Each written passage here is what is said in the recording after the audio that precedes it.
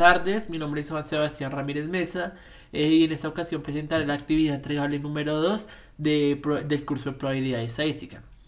Bueno, en esta seguiré abordando el caso del colapso del edificio que también ya fue abordado en primera parte en la primera entregable. Bueno, en este primer punto presentaré la hipótesis sobre la relación entre la resistencia del suelo y el colapso del edificio.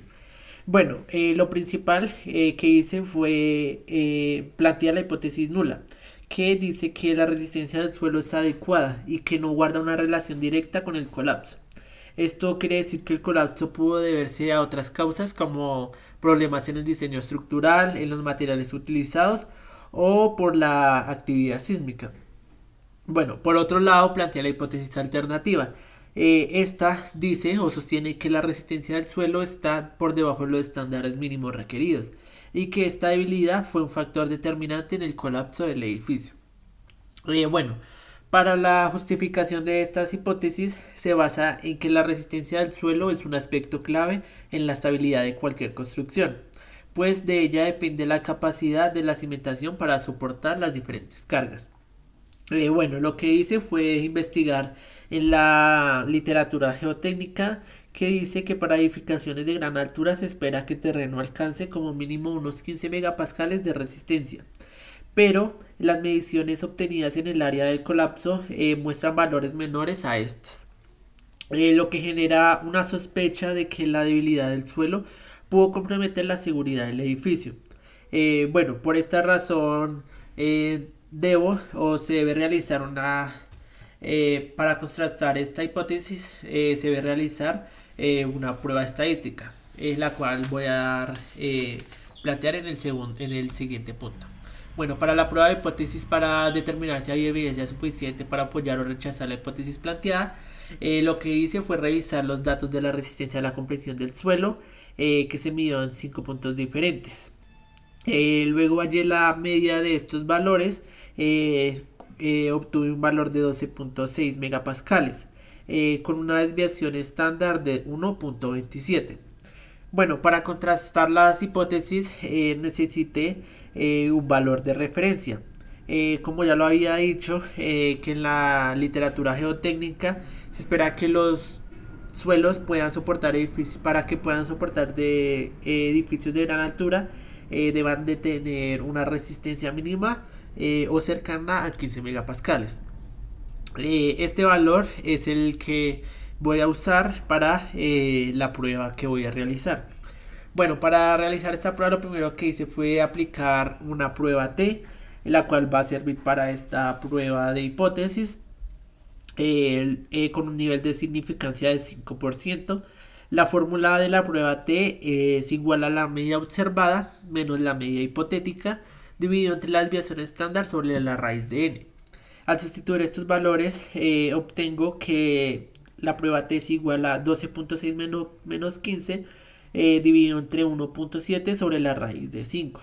El resultado que me dio es aproximadamente de menos 3.97.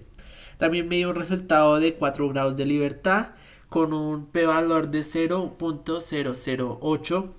¿Qué significa esto? Significa que si realmente la resistencia del suelo fuera 15 megapascales, habría un solo 0.8% de probabilidad de obtener una medida tan baja como la que observamos. Bueno, como este valor es menor al nivel de significancia, que era 5%, porque 0.8 fue lo que me dio, es menor a 5%, puedo rechazar la hipótesis nula. Bueno, en conclusión, la resistencia promedio del suelo es significativamente a la esperada. Esto me puede llevar a aceptar que la hipótesis alternativa sí está mejor planteada. Por lo tanto, podemos afirmar que la debilidad del suelo estuvo directamente asociada con el colapso del edificio. Bueno, para el tercer punto, calculé el coeficiente de correlación, usé el coeficiente de correlación de Pearson, entre la resistencia del suelo y la profundidad del nivel freático. Los datos de la resistencia fueron de 12.5, 14.2, 10.8, 11.9 y 13.6 megapascales. Los datos del nivel freático fueron de 5.2, 6.1, 4.9, 5.4 y 6.3. Lo primero que hice fue calcular las medias. La media de la resistencia fue de 12.6 y la del nivel freático de 5.58. Después a cada valor le resté la media y obtuve las diferencias. Al multiplicar estas diferencias y organizarlas en una tabla, la suma de los productos fue de 2.94.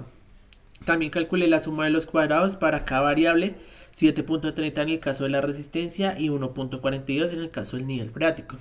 Al sustituir estos valores en la fórmula de Pearson, el resultado fue un coeficiente de correlación igual a 0.91. ¿Qué me indica ese valor? Que sí existe una correlación muy positiva, muy fuerte y muy significativa entre las dos variables. Esto quiere decir que cuando el nivel freático aumenta en profundidad, también va a aumentar la resistencia del suelo. Esto también puede significar que ambas variables se mueven en el mismo sentido y su relación es estadísticamente significativa. Bueno, para el punto 4, evalué la fuerza y dirección de la relación mediante un gráfico de dispersión y el coeficiente de correlación. Para esto usé la herramienta de Excel, en donde puse en el eje X la resistencia del suelo y en el eje Y la profundidad del nivel freático. Esta se observa que los puntos siguen una tendencia ascendente. Esto me puede confirmar que existe una relación positiva, ya que a mayor profundidad del nivel freático, mayor es la resistencia del suelo. El coeficiente de correlación que ya calculé anteriormente es de 0.91, lo que me indica que la relación es muy fuerte y directa. Bueno, en conclusión de este punto, puedo decir que la relación entre estas dos variables es fuerte, positiva y estadísticamente significativa. Bueno, para el quinto punto, analicé la relación entre la magnitud de los terremotos y el número de réplicas. Los datos corresponden a 5 sismos con magnitudes entre 4.5 y 6.2 y un número de réplicas entre 15 y 23. Bueno, al calcular el coeficiente de correlación, que también usé el de Pearson, obtuve un valor de 0.71. Este valor está relativamente cerca de 1.